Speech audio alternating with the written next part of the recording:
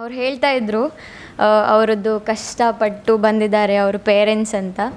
It relates to me also because ನನ್ನ parents ಕೂಡ ಅದೇ ಥರ ತುಂಬ ಕಷ್ಟಪಟ್ಟು 100 ರೂಪೀಸ್ 25 ರೂಪೀಸಿಗೂ ತುಂಬ ಕಷ್ಟಪಟ್ಟು ಡ್ಯಾನ್ಸ್ ಕ್ಲಾಸಿಗೆ ಸೇರಿಸಿ ಒಂದು ಡ್ಯಾನ್ಸ್ ಭರತನಾಟ್ಯಮಲ್ಲಿ ನನ್ನ ಮಗಳು ಏನಾದರೂ ಒಂದು ಮಾಡಬೇಕು ಅಂತ ಆ್ಯಂಡ್ ಇವನ್ ಲಿಟಲ್ ರಾಕ್ ಅಂತಹ ಒಂದು ಒಳ್ಳೆಯ ಇನ್ಸ್ಟಿಟ್ಯೂಷನಿಗೆ ಸೇರಿಸಿ ಅಲ್ಲಿ ನನ್ನ ಪೇರೆಂಟ್ಸ್ ಅಲ್ಲೇ ವರ್ಕ್ ಮಾಡೋದು.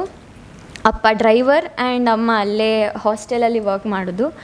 ಇಷ್ಟೆಲ್ಲ ಇದ್ದು ಕೂಡ ಒಂದು ಸಾಧನೆ ಮಾಡಿದ್ದೇನೆ ಅಂದರೆ ಅದೆಲ್ಲ ಕ್ರೆಡಿಟ್ಸ್ ನನ್ನ ಪೇರೆಂಟ್ಸಿಗೆ ಆ್ಯಂಡ್ ಆಫ್ಟರ್ ಮ್ಯಾರೇಜ್ ನನ್ನ ಹಸ್ಬೆಂಡಿಗೆ ಹೋಗ್ತದೆ. ಇಷ್ಟು ಸಪೋರ್ಟ್ ಇಲ್ಲದೆ, ಪೇರೆಂಟ್ಸ್ ಸಪೋರ್ಟ್ ಇಲ್ಲದೆ ಏನೂ ಆಗೋದಿಲ್ಲ.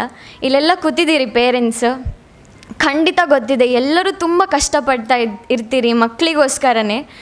ನನಗೆ ಸ್ಟಾರ್ಟಿಂಗ್ ಗೊತ್ತಾಗ್ತಾ ಇರಲಿಲ್ಲ, ಯಾಕೆ ನನ್ನ ಅಮ್ಮ ನಂಗೆ ಅಷ್ಟು ಫೋರ್ಸ್ ಮಾಡ್ತಾರೆ, ಡ್ಯಾನ್ಸ್ ಕ್ಲಾಸಿಗೆ ಹೋಗು, ದುಡ್ಡು ಕೊಟ್ಟಿದೆ, ಹೋಗು ಹೋಗು ಹೋಗು ಅಂತ. ಬಟ್ ಆ ಒಂದು ರೂಪೀಸಿಗೂ ಅವ್ರು ಪಟ್ಟ ಕಷ್ಟ ನನಗೆ ಅರ್ಥ ಆಗ್ತಾ ಇರಲಿಲ್ಲ ಚಿಕ್ಕವಳಿರುವಾಗ. ಯಾವಾಗ ಅರ್ಥ ಆಯಿತು ನಾನು ಆವಾಗ ಡಿಸೈಡ್ ಮಾಡಿದೆ, ಇದರಿಂದನೇ ನಾನು ಏನಾದರೂ ಒಂದು ಸಾಧನೆ ಮಾಡಿ ನನ್ನ ಪೇರೆಂಟ್ಸನ್ನು ಪ್ರೌಡ್ ಫೀಲ್ ಮಾಡಿಸ್ಬೇಕು ಅಂತ. ಮಾಡಿದ್ದೇನೆ 216 ಅವರ್ಸ್. ಬ್ಲೆಸ್ಸಿಂಗ್ಸ್, ನಮ್ಮ ದೇವರದ್ದು ಬ್ಲೆಸ್ಸಿಂಗ್ಸ್, ನನ್ನ ಪೇರೆಂಟ್ಸಿದ್ದು ಬ್ಲೆಸ್ಸಿಂಗ್ಸ್, ಅವರದ್ದು ಹಾರ್ಡ್ ವರ್ಕ್, ನನ್ನ ಹಾರ್ಡ್ ವರ್ಕ್, ಅವ್ರ ಹಾರ್ಡ್ ವರ್ಕ್ ಮುಂದೆ ಏನೂ ಇಲ್ಲ ಆ್ಯಕ್ಚುಲಿ. ಅವರು ನಾನು ಹುಟ್ಟಿದಾಗಿನಿಂದ ಹಾರ್ಡ್ ವರ್ಕ್ ಮಾಡ್ತಾ ಇದ್ದಾರೆ.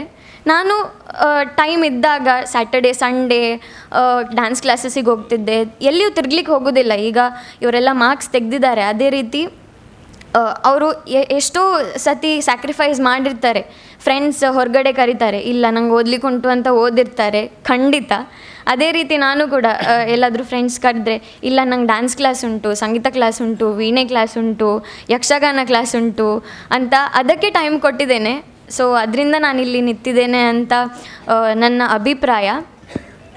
ಅದೇ ರೀತಿ ಇಲ್ಲಿ ಮಾರ್ಕ್ಸ್ ತೆಗೆದವರು ಎಲ್ಲರಿಗೂ ನಾನು ಕಂಗ್ರ್ಯಾಚುಲೇಟ್ ಮಾಡ್ತೇನೆ. ಆ್ಯಂಡ್ ನನ್ನ ಸಾಧನೆಯಿಂದ ಗುರುತಿಸಿದ್ದಕ್ಕೆ ನಾನು ತುಂಬ ಥ್ಯಾಂಕ್ ಯು ಸೋ ಮಚ್.